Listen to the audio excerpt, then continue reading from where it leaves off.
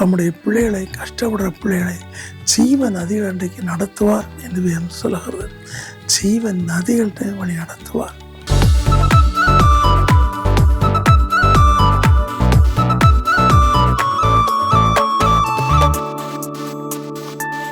Good morning, praise the Lord. உற்சாகமாக இருக்கீங்களா? என் அன்பு மக்களே, தேவ பிள்ளைகளே, நீங்கள் உங்கள் பிள்ளைகளை கர்த்தருக்குள் வளர்த்து விடுங்கள். அன்பினால் அவர்களை கடிந்து கொண்டு தவறு செய்யும்போது அதே இடத்தில் அவர்கள் அணைக்க வேண்டும். உலகம் தன் கடைசி காலத்து போக போக பிள்ளைகள் பெற்றோரை மதிப்பதில்லை. அவர்கள் வயதானவுடனே வயோதிப இன்ஸ்டிடியூஷன் விட்டுட்டு போய்விடுகிறார்கள். அப்படி அல்ல, நம் வாழ்நாட்கள் நீடித்திருப்பதற்கு நம் தாயும் தாப்பனையும் கனம் பண்ண வேண்டும். இன்றைக்கு கர்த்தர் நம்மோடு பேசுகிற காரியம் தண்ணீர்.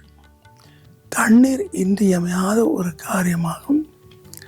இந்த தண்ணீரை வர வைப்பவர் கர்த்தராகிய தேவன்.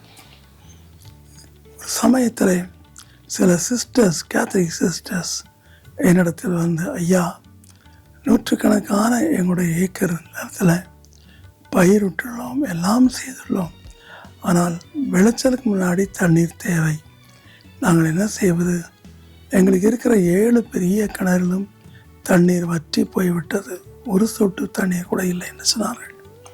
அப்பொழுது நான் என்னுடைய உள்ளறையில் போய் செபித்து விட்டு ஒரு சின்ன பாட்டிலில், 7 பாட்டிலில் ஜெப எண்ணெய், சுத்தமான தேங்காய் எண்ணெய் எடுத்து வைத்து ப்ளஸ் பண்ணி இதை ஊற்றி கொடுத்து சொல்லி நான் எடுத்து சொன்னேன், விசுவாசமாயிருங்கள், போய் காலையிலே நீங்கள் அந்த இடங்களுக்கு போங்கள், செபியுங்கள், சாயங்காலம் வரும்போது இந்த எண்ணெயை அந்த கிணற்றில் ஊற்றி விடுங்கள் என்று சொன்னேன். அவளுக்கு முதலாவது வேடிக்கை ஆகிப்பட்டது. பாறை ஆகிட்டேன்னு சொன்னார். பரவாயில்ல, பாறை ஊற்றுங்கள்னு சொன்னேன். அவர்கள் அப்படியே விசுவாசத்தை செய்தார்கள். நடந்தது என்ன? அடுத்த நாள் அந்த 7 கிணறுகளும் ஓவர்ஃப்ளோவாக தண்ணீர் இருந்தது. அந்த தண்ணீர் அந்த பயிரை காப்பாற்ற போதுமானதாக இருந்தது. மனித சரீரத்திற்கும் தண்ணீர் மிக தேவை. நம்முடைய உடலில் 70% தண்ணீராக இருக்கிறது. இந்த தண்ணீர் இல்லாவிட்டால் நாம் வாழவே முடியாது. எனினும் கர்த்தர் நமக்கு ஆவிக்குரிய பிரகாரம் ரட்சிப்பு என்னும் நதிகளை நமக்கு கொடுத்திருக்கிறார்.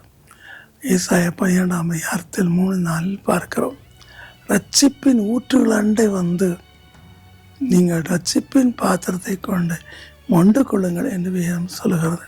ஆம், ரட்சிப்பு.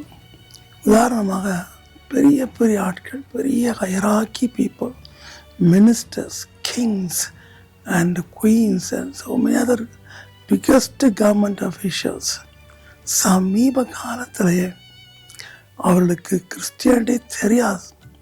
தெரிந்தாலும் அதை தூக்கி எழுந்துடுவார்கள். அதை தொடக்கூடாதுன்னு சொல்வார்கள், படிக்கக்கூடாதுன்னு சொல்வார்கள், எல்லாம் சொல்வார்கள். இப்படி இருக்க அந்த கிராமங்கள்லேயும் மற்ற இடங்கள்லேயும் கொடிய தண்ணீர் பற்றாக்குறை ஏற்பட்டது. என்ன செய்யணும் தெரியல. கடல் நீரை எப்படியாவது நல்ல தண்ணீராய் மாற்றிடலாம் என நினைத்தார்கள். அதுவும் முடியவில்லை. முடிவில் கர்த்தருடைய கண்ணை திறந்தார். 2 தாகத்தால் வறண்டார். ஒன்று வந்து அவருடைய ஆன்மீகம் சரியாக வளர்ச்சி அடையவில்லை, நீதியை பற்றி அறியவில்லை.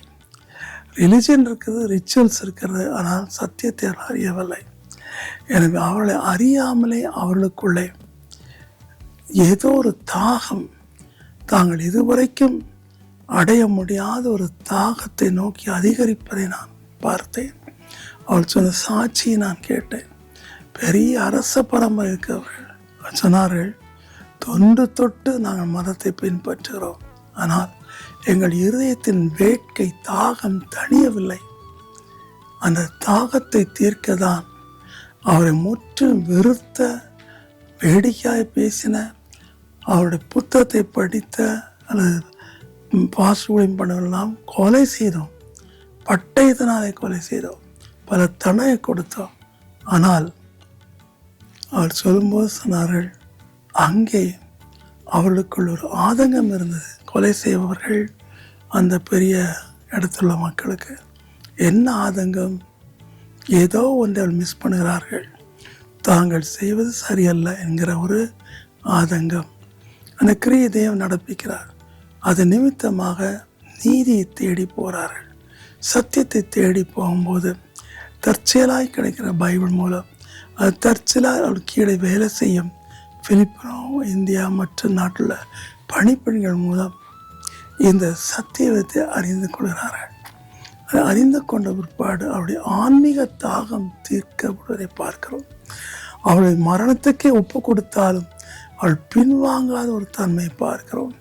ஆம், தேவன் தாமை வெளிப்படுத்தல் 7 கடைசியில் தம்முடைய பிள்ளைகளை, கஷ்டப்படுற பிள்ளைகளை ஜீவன் நதிகள் அன்றைக்கு நடத்துவார் என்று வேதம் சொல்லுகிறது. ஜீவன் நதிகள் வழி நடத்துவார். அருமையான தேவச்சனமே, இன்றைக்கு கர்த்தர் வாக்கு கொடுக்கிறார். யோவான் 7:38 என்னை விசுவாசிக்கிறவருடைய உள்ளத்திலிருந்து ஜீவன் நதிகள் புறப்படும் என்று சொல்கிறார். ஆண்டவராகிய இயேசுவை இரட்சகராய் ஏற்றுக்கொள்ளும் முன் எல்லாம் இருந்தது, ஒன்றும் கவலை இல்லை. பெற்றோர் இருந்தார்கள், தாத்தா பாட்டி தான் எல்லாம் இருந்தார், பெரிய மாளிகை எல்லாம் இருந்து, கோல்டு செங்கலாக விற்றார். இருந்தாலும் அவருடைய ஆன்மீகத்தில் இந்த தாகத்தை அடக்கினது இயேசுவின் தண்ணீர். இயேசு சிலையில் மறிக்கும் போது தண்ணீர் ரத்தம் புறப்பட்டது. தண்ணீர் அவருடைய ஆன்மீக வேட்கையை தணிக்கிறது, மெய்ப்பொருளை காணும்படி செய்கிறது. அடுத்ததாக தண்ணீர் சுத்திகரிக்கிறது. ஆம், இப்படிப்பட்ட மக்கள் தேடும்போது கர்த்தரை கைவிடாமல் தண்ணீரை கொடுக்கிறார். அந்த தண்ணீர் வெறுமே நாம் குடிக்கும் தண்ணீர் அல்ல, ஜீவ நதிகள் புறப்படும் சொல்லுது. ஜீவ நதிகள்னு சொல்லும் போது ஆன்மீக எழுப்புதல், ரட்சிப்பு, மனம் திரும்புதல், இதைத்தான் நாம் ஜீவ நதி என்று சொல்கிறோம். இன்றைக்கும் உங்களுடைய வீடுகளில் இப்படிப்பட்ட ஜனங்கள் இருப்பார்களானால் அந்த ஜீவ நதியை நோக்கி ஓடுங்கள். கர்த்தர் கல்வாரி சிந்த ரத்தமும் தண்ணீரும் உங்கள் பாவங்களை மன்னிக்கும், உங்களுக்கு தேவையான சந்திக்கும். அவருடைய அன்பு மகா பெரியது, அந்த ஜீவ நதியில் ஒருபோதும் வற்றாது. கர்த்தர் தாமே உங்களோடு கூட இருப்பாரா? ஏசப்பா, யார் யார் அந்த ஜீவ நதிக்காய் தாகத்தோடு காத்துக்காரோ, சின்ன 2 வயசு குழந்தைங்க எல்லாரையும் நிரப்பும் அப்பா, நிரப்பும், அபிஷேகத்தால் நிரப்பும், கிருபையால் நிரப்பும், பரிசுத்த ஆவியின் மரங்களோடு நிரப்பும்.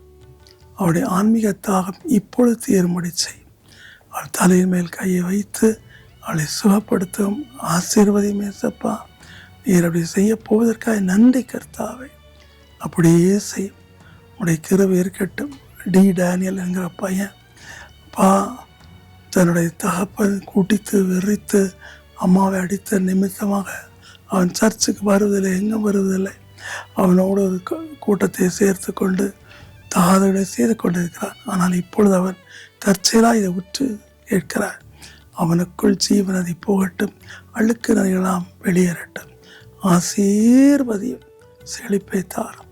இயேசுவின் நாமத்தில் தாழ்மையோடு வேண்டிக் கொள்கிறோம் பிதாவே. ஆமென்.